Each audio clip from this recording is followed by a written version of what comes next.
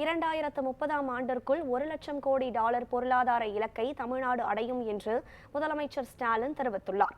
செங்கல்பட்டு மாவட்டம் மாமல்லபுரம் அடுத்த குன்னப்பட்டு Japan city தொழிற்பேட்டையில் Godrej வாசனை திரவியங்கள் தயாரிப்பு தொழிற்சாலை புதிதாக கட்டி முடிக்கப்பட்டுள்ளது. இதனை முதலமைச்சர் ஸ்டாலின் தொடங்கி வைத்தார். முன்னதாக அவர் தொழிற்சாலையை நேரில் பார்வையிட்டார். தொழிற்சாலையை தொடங்கி வைத்து பேசிய முதலமைச்சர் ஸ்டாலின், இந்தியா மட்டுமின்றி உலக அளவில் முதலீட்டாளர்களின் விருப்ப தேர்வாக தமிழ்நாடுதான் உள்ளது என்று கூறினார். நாட்டின் பொருளாதார வளர்ச்சியில் தமிழ்நாடு முக்கிய பங்கு வகிக்கிறது என்றும் குறிப்பிட்டார். அடிக்கல் நாட்டப்பட்ட ஒரே ஆண்டில் கோத்ரெஜ் வாசனை திரவிய தொழிற்சாலை திறக்கப்பட்டிருப்பதன் மூலம் திராவிட மாடல் ஆட்சியின் சிறப்பை புரிந்து கொள்ளலாம் என்றும் குறிப்பிட்டார். 2030ஆம் ஆண்டிற்குள் $1,00,000 கோடி என்ற இலக்கை தமிழகம் எட்டிவிடும் என்றும் தெரிவித்தார். இந்தியாவோட வளர்ச்சியில் தமிழ்நாடு முக்கிய பங்கு வகிக்குதுன்னு உங்கள் எல்லாருக்கும் நல்லா தெரியும்.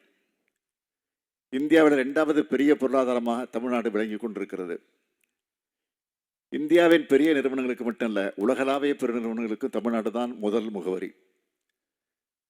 இந்தியாவில் மட்டும் இல்லை, தெற்காசியாவிலே முதலீடுகளை மேற்கொள்ள சிறந்த மாநிலம் தமிழ்நாடு தான்.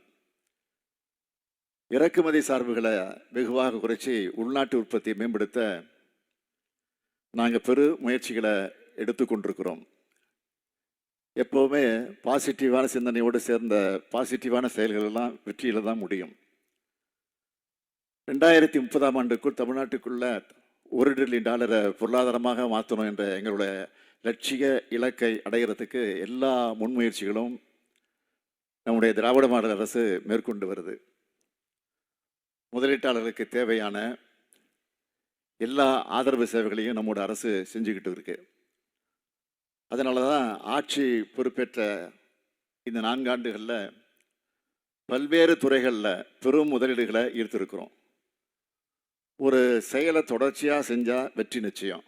அதைத்தான் நாங்கள் செஞ்சுட்டு வரோம். தொடர்ச்சியான முயற்சிகளால் தமிழ்நாட்டுக்கு முதலீடுகளை பெருமளவு ஈர்க்க முடியும்.